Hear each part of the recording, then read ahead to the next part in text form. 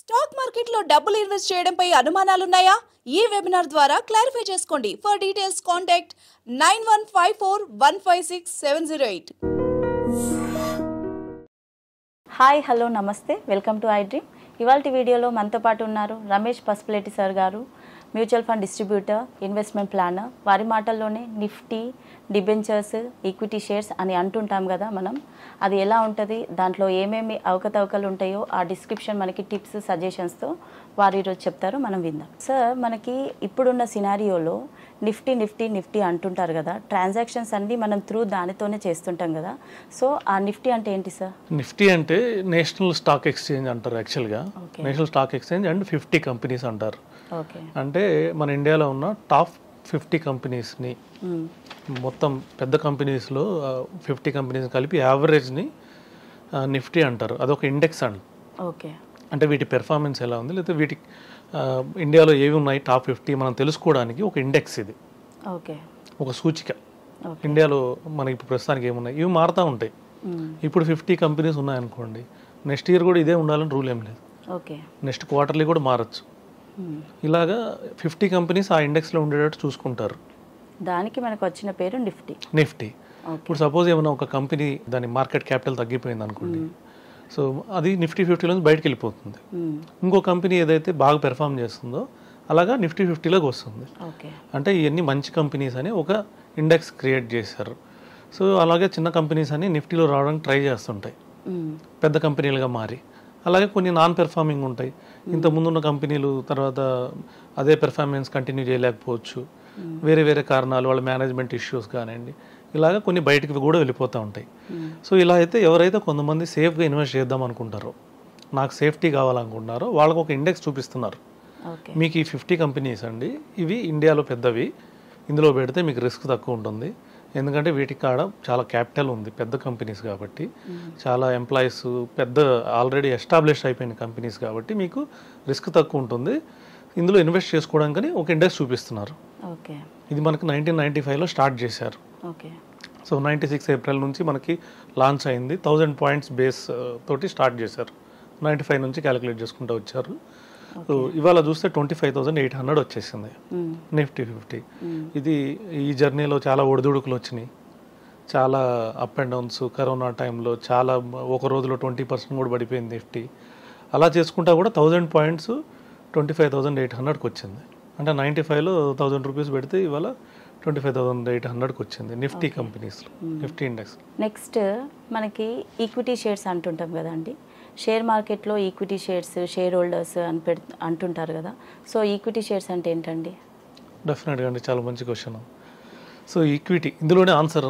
Actually ఇందులోనే equity అంటే మనం కంపెనీలో ఓనర్ ఎలాగో మనకు కూడా అలాగే ఈక్వల్ ప్రయారిటీ ఉంటుంది అనేసి. డైరెక్ట్గా మనం బిజినెస్ పెట్టలేము, పెట్టాలనుకుంటే పెట్టచ్చు, కానీ అది సక్సెస్ అయిద్దో లేదో తెలియదు. అలా పెట్టినా కూడా అంత పెద్ద కంపెనీలు పెట్టలేము, 100 crores 1000 crores కంపెనీస్ మనం పెట్టలేము.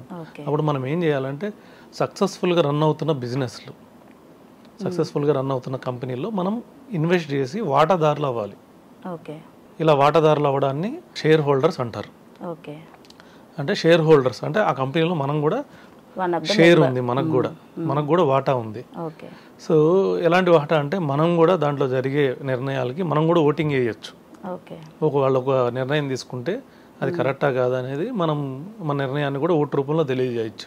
అలాంటప్పుడు ఏమవుతుందంటే కొన్ని షేర్ హోల్డర్, ఇప్పుడు నేను షేర్ హోల్డర్, నేను ఆ కంపెనీకి పోయి నేను ఓనర్ అని ఆడ కూర్చోడు అలాంటివి చేయలేములే, కానీ ఆ కంపెనీ వచ్చే లాభాల్లో, దానికి వచ్చే లాభాల్లో మనం వాటాదారులు, దాని ఓనర్, ఎండి, చైర్మన్, వాళ్ళకి ఎంత వాటా, వాళ్ళకి ఎంత అర్హత ఉందో లాభాలు తీసుకుంటాం, మనకు కూడా అంతే అర్హత ఉంది. అలాగే మనకి నష్టాల్లో కూడా అర్హత ఉంది. ఓన్లీ లాభాలు తీసుకోవడంలే కాదు, ఆ కంపెనీ పొరపాటున ఏమైనా మిస్టేక్ అయ్యి లాస్ అయితే అందులో పాటు మనం కూడా లాస్ అయ్యే అవకాశం ఉంది. కాబట్టి దీని గురించి చాలా జాగ్రత్తగా నిర్ణయం తీసుకొని, చాలా జాగ్రత్తగా దాని గురించి ఎంక్వైరీ చేసుకొని మనం పెట్టే అప్పుడే ముందు జాగ్రత్త చూసుకోవాలి. మంచి కంపెనీ షేర్స్ కొనుక్కోవాలి. అండ్ నెక్స్ట్ డిబెంచర్స్ అంటుంటారు కదా, డిబెంచర్స్ అంటే ఏంటండి? డిబెంచర్స్ అంటే షేర్స్ ఇప్పుడు ఎలాగో డిబెంచర్స్ కూడా అలాగే అంటారండి. ఒక కంపెనీ పాయింట్ ఆఫ్ వ్యూలో చూస్తే షేర్స్ అంటే వాటా. ఓకే కంపెనీ వాటా అమ్ముతుంది, వాటాదారులు కొనుక్కున్నారు. అవును లాభాల్లో వాళ్ళకి భాగం ఇవ్వాలి, అలాగే నష్టాల్లో కూడా వాళ్ళకి భాగం ఇవ్వాలి. షేర్స్ అంటారు వీటిని. అవును ఇది కాకుండా డెట్ అంటారు. కంపెనీ ఏం చేస్తుందంటే వాళ్ళకి కావాల్సిన క్యాపిటల్, ఒకటి ఏమైనా ప్రాజెక్ట్ వచ్చింది, ఏమైనా కొత్త ప్రోడక్ట్ లాంచ్ చేద్దాం అనుకున్నారు, లేకపోతే కంపెనీ ఎక్స్పాండ్ చేద్దాం అనుకుంటున్నారు, వాళ్ళకి కొద్దిగా క్యాపిటల్ కావాలి. క్యాపిటల్ కావాలన్నప్పుడు కంపెనీ 2 విధాలుగా జనాల దగ్గర నుంచి అమౌంట్ తీసుకోవచ్చు. ఓకే ఫస్ట్ వచ్చేసి ఈక్విటీ, అంటే షేర్ మార్కెట్లో లిస్ట్ చేసేసి, ఐపీఓ ద్వారా షేర్ మార్కెట్ లిస్ట్ చేసేసి వాటాదారుల ద్వారా వీళ్ళ కంపెనీ ఉన్న వాటా హక్కుదారు అంటే ఓనర్లో ఉన్న వాటా కొద్దిగా వాటాదారులకు ఇచ్చి వాళ్ళ దగ్గర నుంచి అమౌంట్ తీసుకుని ఇన్వెస్ట్ చేయడం ఒకటి. రెండోది ఏంటంటే అప్పుగా కూడా తీసుకోవచ్చు. ఈ అమౌంట్ సరిపోయినా, లేకపోతే ఐపీఓలో లిస్ట్ కాకపోయినా, లేకపోతే వాళ్ళ లాభాలని కొంతమంది ఓనర్లు ఏమనుకుంటారంటే నా లాభాలు వేరే వాళ్ళకి ఎందుకు పంచాలి, నాకే ఎక్కువ లాభాలు అనుకున్న వాళ్ళు ఏం చేస్తారంటే కొద్దిగా మార్కెట్లోకి వెళ్ళి ఇంట్రెస్ట్ రేట్ అంటే వడ్డీకి డబ్బులు తెచ్చుకుంటారు. దీన్నే డిబెంచర్స్ అంటారు. అంటే లోన్ తెచ్చుకోవడం అన్నట్టు. వాళ్ళు బ్యాంక్స్కి వెళ్ళి కూడా లోన్ తెచ్చుకోవచ్చు కదా అని అడగచ్చు. బ్యాంక్స్లో లోన్ తెచ్చుకుంటే వాళ్ళు 12%, 15% ఇంట్రెస్ట్ రేట్ ఎక్కువ పడుతుంది. అందుకని ఏం చేస్తారంటే ఇప్పుడు బ్యాంక్ ఎఫ్డీలు ఎంత ఉన్నాయి, 6%, 7% ఉన్నాయి. వీళ్ళు మార్కెట్కి వెళ్ళి మేము 7 కాదు 8 ఇస్తాము, లేకపోతే 9 ఇస్తాము అని చెప్పేసి ఆ కంపెనీ గురించి వాళ్ళు చెప్పి మాకు ఇందుకు అమౌంట్ కావాలని చెప్పి వీటిని లాంచ్ చేస్తారు. వీటిని డిబెంచర్స్ అంటారు. ఇందులో కూడా రకరకాలు ఉన్నాయి. కన్వర్టబుల్ డిబెంచర్స్ అంటారు. అంటే ఇప్పుడు అప్పు రూపంలో తీసుకొని దాన్ని షేర్ రూపంలో మార్చుకోవచ్చు వాళ్ళు, అది కన్వర్ట్ అయిపోతుంది. రెండోది నాన్ కన్వర్టబుల్ డిబెంచర్స్ అంటారు. అంటే వీటిని ఓన్లీ అప్పే, వీళ్ళకి వడ్డీ ఇస్తారు. ఇది ఒక మిక్స్డ్ మెచ్యూరిటీ ఫిక్స్డ్ ఉంటుంది. 5 years 10 years ఫిక్స్డ్ మెచ్యూరిటీ ఉంటుంది. 5 ఏళ్ళు 10 ఏళ్ళు అవగానే వాళ్ళకి వడ్డీతో కలిపేసి అమౌంట్ మొత్తం ఇచ్చేస్తారు. లేదు కన్వర్టబుల్ అనుకోండి, వాళ్ళకి షేర్స్ రూపంలో ఇస్తారు. ఈ విధంగా ఉంటాయి. కొన్ని ప్రీ మెచ్యూరిటీ క్లోజర్స్ కూడా ఉంటాయి. అంటే పీరియడ్ అవ్వకముందే, టెన్యూర్ కంప్లీట్ అవ్వకముందే తీసుకోవడం. కొన్ని డిబెంచర్స్ ఉంటాయి, లాకింగ్ ఉండవు, వాటికి మధ్యలో కూడా తీసుకోవచ్చు. కొన్ని కంపల్సరీ లాకింగ్ ఉంటాయి. 5 years దాకా తీయడానికి లేదు. 5 years తర్వాత వడ్డీతో కలిపి ఇచ్చేస్తారు. మీరు ఆర్థిక విషయాల గురించి, మ్యూచువల్ ఫండ్స్ గురించి సెమినార్ కండక్ట్ చేయాలనుకుంటున్నారు కదా, ప్రేక్షకులకి అందులో మీరు ఏమేమి వివరించబోతున్నారు? డెఫినెట్గా అండి, ఈ సెమినార్ అనేది పర్సనల్ ఫైనాన్స్ గురించి చెప్పబోతున్నాం. మెయిన్ ఈ పర్సనల్ ఫైనాన్స్లో మనం ఆర్థిక ఒడిదుడుకులు ఫ్యూచర్లో కాకుండా ఉండాలంటే ఏమేమి నిర్ణయాలు తీసుకోవాలి, మంచి నిర్ణయాలు ఏమిటి, అలాగే చెడు నిర్ణయాలు ఏమిటి, చెడు నిర్ణయాల నుంచి ఎలా తప్పించుకోవాలి, మంచి నిర్ణయాలు ఎలా పెంచుకోవాలి. సో ఈ విధంగా వేటిలో ఇన్వెస్ట్ చేస్తే ఎక్కువ రిటర్న్ వచ్చే అవకాశం ఉంది.